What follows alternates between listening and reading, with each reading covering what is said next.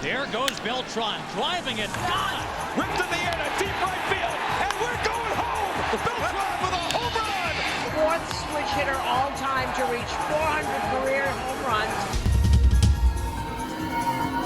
I think for Carlos Beltrán, coming back into work for the Mets where he had a substantial part of his career there, I think it's a great thing for him. It's a great thing for the organization and an impact to continue to build the legacy of organizations. These aren't teams like the Dodgers and Yankees that have long histories of these storied franchises. And so I think connecting the players in the organization to some part of the past is really valuable. And Kinsler, a great representative of that with his buddy Chris Young going to Texas. He'll manage Team Israel and WBC. And Carlos Beltrán, certainly a guy that's impacted the game in so many different ways. Going back to the Mets where I think he had a great run of success there.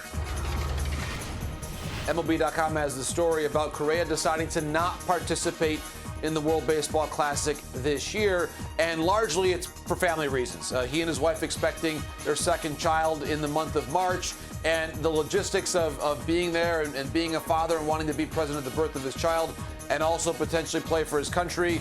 The logistics flying back and forth were just going to be too much at a time where you want to make sure that you're getting the game reps that you need to be able to play for your club team, in this case the Minnesota Twins, once opening day rolls around. But certainly it was a tough decision for Carlos. We know how proud he is of Puerto Rico and Puerto Rican baseball, how much he wants to represent Puerto Rico, and honestly how much fun he had 6 years ago playing for a team that did not lose a single game until the championship.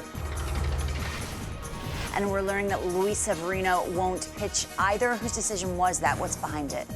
Well, this is Brian Cashman's decision. Severino wanted to pitch for Team Dominican Republic, but there are some rules that allow teams to make decisions about players that have had health histories. Severino spent time in a 60-day IL last year with a lat strain. He only made 19 starts last year. From 2019 through 2021, he made 7 starts. So in the last 4 years, he's made 26 starts. He's so important to the Yankees season this year. Brian Cashman said, I understand that he wants to play there, but with his health history, I just can't afford it. The Yankees just can't afford it. And so sometimes what happens is, as a general manager, you make decisions that are in the best interest of the organization. It may not be necessarily in the best interest of the player, but you've got to do what you think is right, and you have to do what you think is right that doesn't make you lose your job. You let him pitch and he gets hurt, the owner says, well, what were you thinking? How do you answer that if you're Brian Cashman? So I think it's the right decision for the Yankees and for Brian Cashman. You know, in 2017, we had a lot of great players, but we didn't have, Mike Trout, Mookie Betts, and those guys. And I'm just really excited to play with those guys also and watch them work because they are the best players in this game. And, it's just a new group, but and just some of the best players in our game right now. And I can't wait to play with them, watch the routines, learn something, and obviously try to win this thing. I think just continue to prepare. I was prepared that time, just didn't perform. The other guys got me, and be ready to go and try to play better this time. I got sent home from the 04 qualifying team, didn't make that team, didn't pitch well enough to earn that right.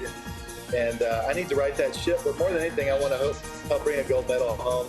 I've always wanted to do that. Always loved watching the Olympics and watching people who were performing and competing for their country, staying on the podium with those medals. Just want to go out and represent our country, play with these great players, get to know a lot of guys that I've played against for a long time, and see what makes them go, kind of like what Nolan said and Goldie said. I love playing with new guys and finding out new things you can always learn, never stop learning.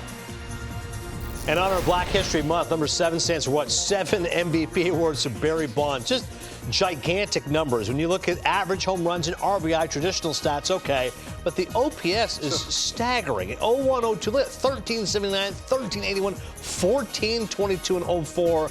Yeah. And you knew from the second he was in that lineup that he was something special, and it said in the piece, he had the rare combination of being able to hit for power, speed, the outfield play.